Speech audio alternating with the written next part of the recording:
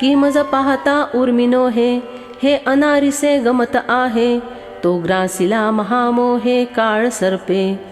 ज्ञानदेव कहते हैं, विचार करने पर तो मुझे ऐसा प्रतीत होता है कि यह केवल भ्रांति की लहर ही नहीं है, अपितु उससे भिन्न कुछ और ही चीज़ है। वह अर्जुन तो महामोह रूप काल सर्प के द्वारा घेर लिया गया है। सुवर्म हृदय कल्हारी, कारुण्य वेळेचे या भरी, लागला म्हणोनी लहरी भाजे चिना। अर्जुन का हृदय मानो जैसा प्रफुल्लित हो रहा शुभ्र अतिशुद्ध कोमल कमल है, और जब संध्या समय में कृपाभाव अत्यंत बढ़ गया है, तब उस कालसर्प ने उस जीव के मर्मस्थान पर दंश किया। इसलिए इस विष की लहरें रोकने का नाम बिल्कुल ही न लेती थी।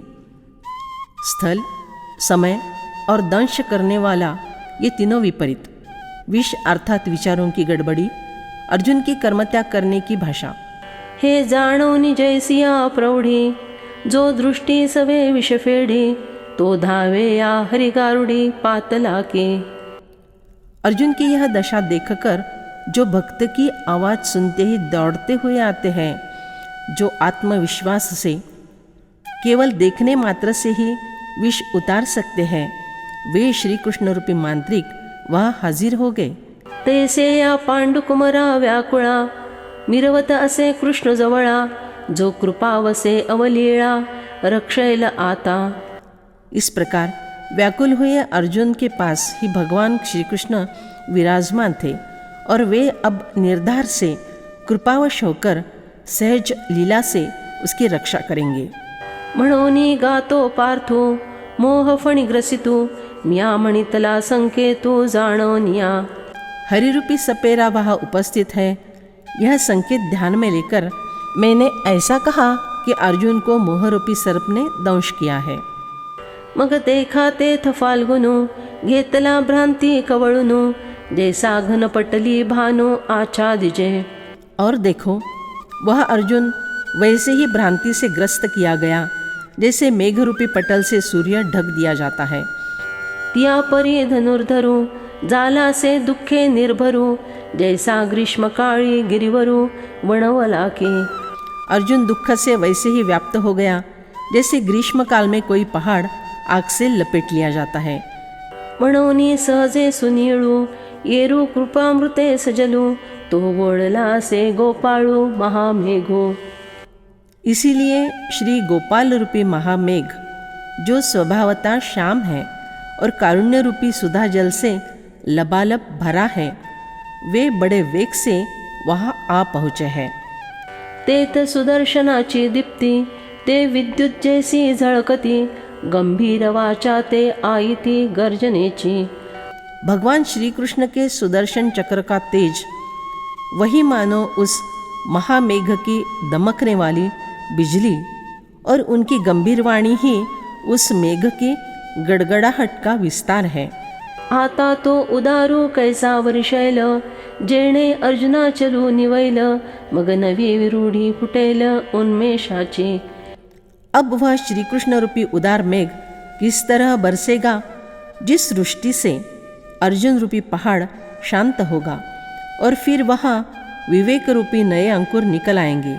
तेची कथा पै आईका, मनाचिया आराणुका, ज्ञानदेवो म्हणे देखा निवृत्तीचा।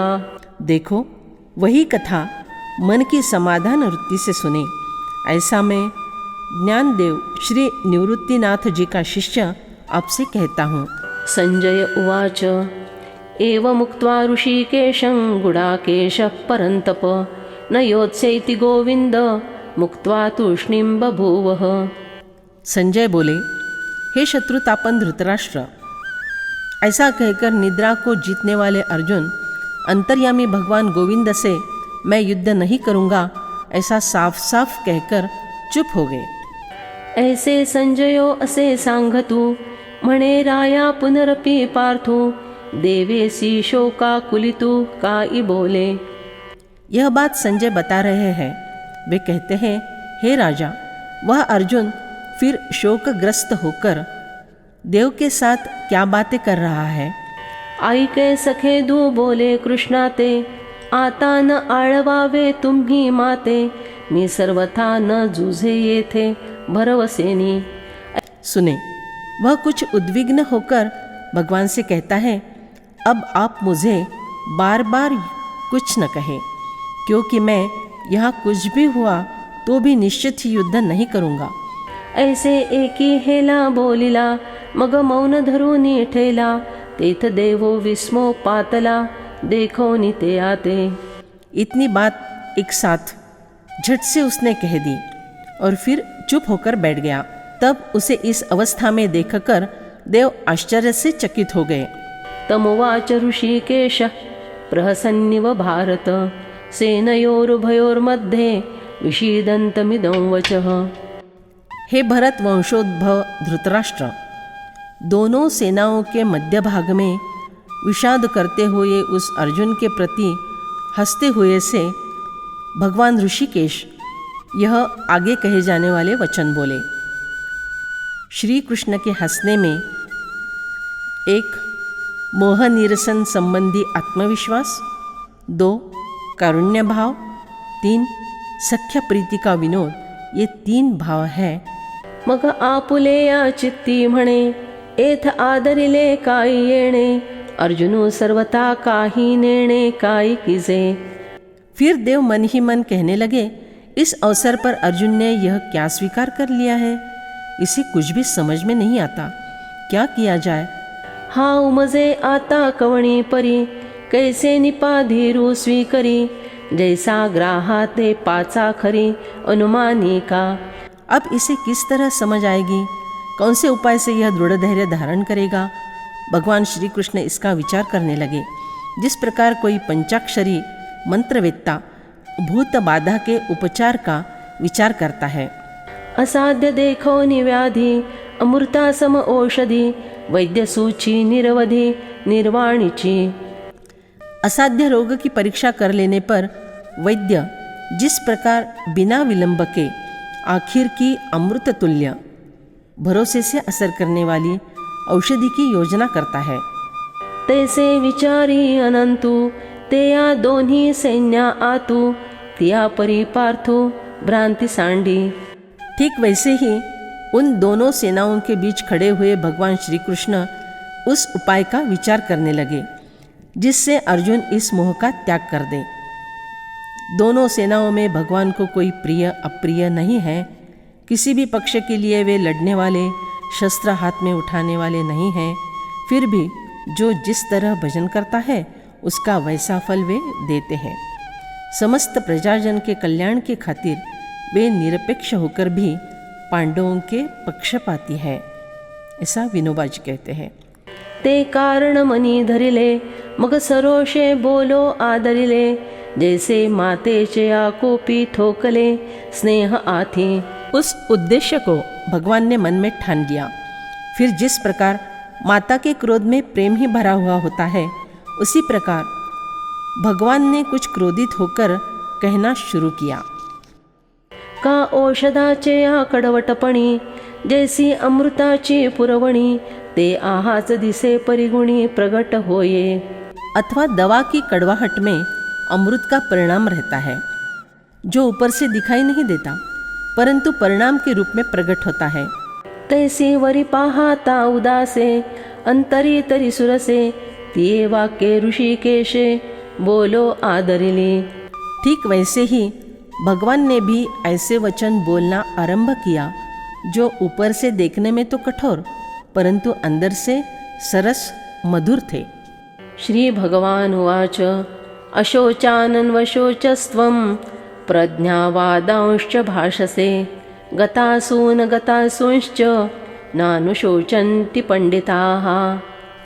श्री भगवान बोले, तुमने शोक न करने योग्य का शोक किया है और विद्वत्ता पंडिताई की बातें कह रहे हो, परंतु जिनके प्राण चले गए हैं उनके लिए और जिनके प्राण नहीं गए हैं उनके लिए पंडित लोग शोक नहीं करते।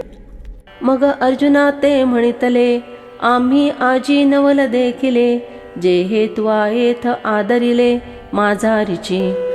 फिर भगवान श्री कृष्ण अर्जुन से कहते हैं कि आज हमने एक आश्चर्य देखा वह यह है कि इस युद्ध भूमि पर तुमने बीच में ही अप्रासंगिक बातें करना आरंभ किया है। तू जाणता जरी म्हणिपसी परी नेणिवे ते न संडीसी आणि सिकवू म्हणो तरी बोलसी तूची बहो। यदि तुम अपने को सयाने समझते हो तो फिर अनजानपन क्यों नहीं छोड़ते? और जब मैं तुम्हें सयानापन सिखाने की चेष्टा करता हूँ तो तुम स्वयं नीति की बातें बतला रहे हो।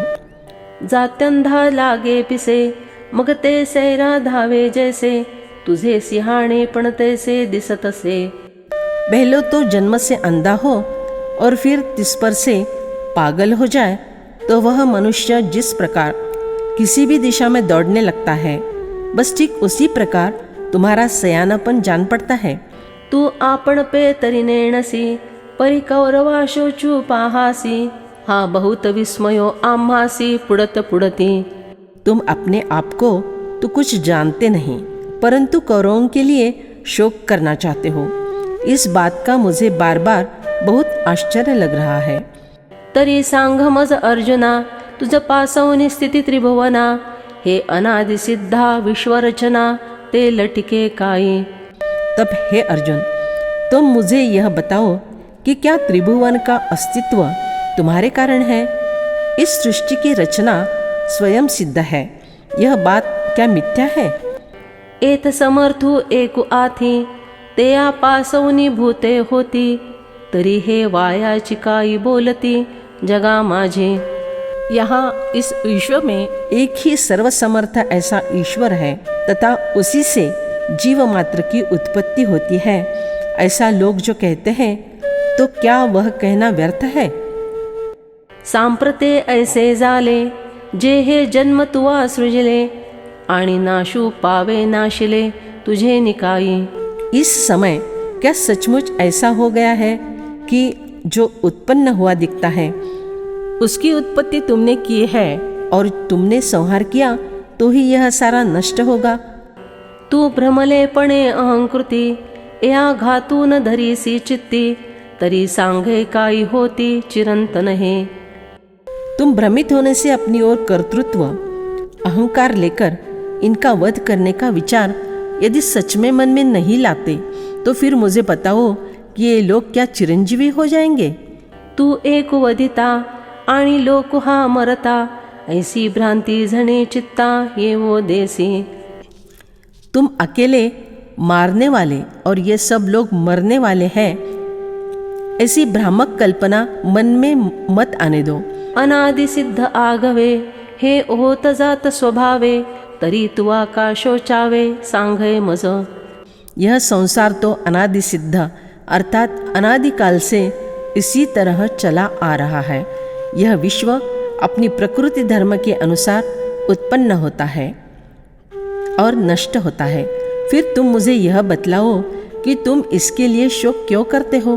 परी मूर्खपणे तू नेणसी न चिंतावे ते चिंतिसी आणि तू नीती सांगसी आम्हा प्रति। किंतु मूर्खता के कारण यह बात तुम्हारी समझ में नहीं आती। तुम मन में न लाने जैसी बातों का चिंतन करते हो और उल्टे तुम ही मुझको नीति का पाठ पढ़ाते हो। देखे विवेकिये होती ते दो होते न शोचिती जे होए जाए हे भ्रांती म्हणोनिया।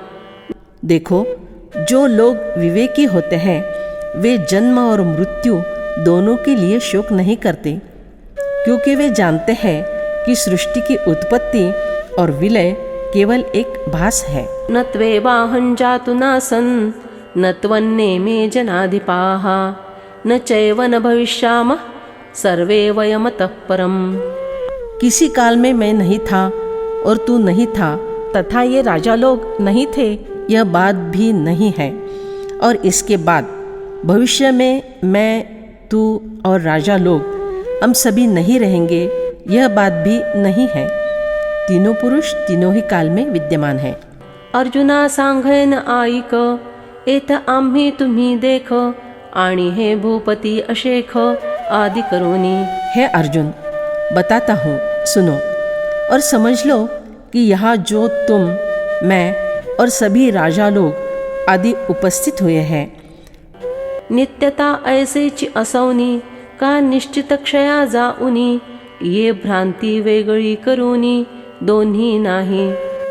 वे सब सदा के लिए जीवित रहने वाले हैं या निश्चित नष्ट होने वाले हैं, यह विचार यही भ्रांति है। यदि यह भ्रांत विचार हटा दिया जाए तो फिर ये दोनों बातें सत्य नहीं हैं।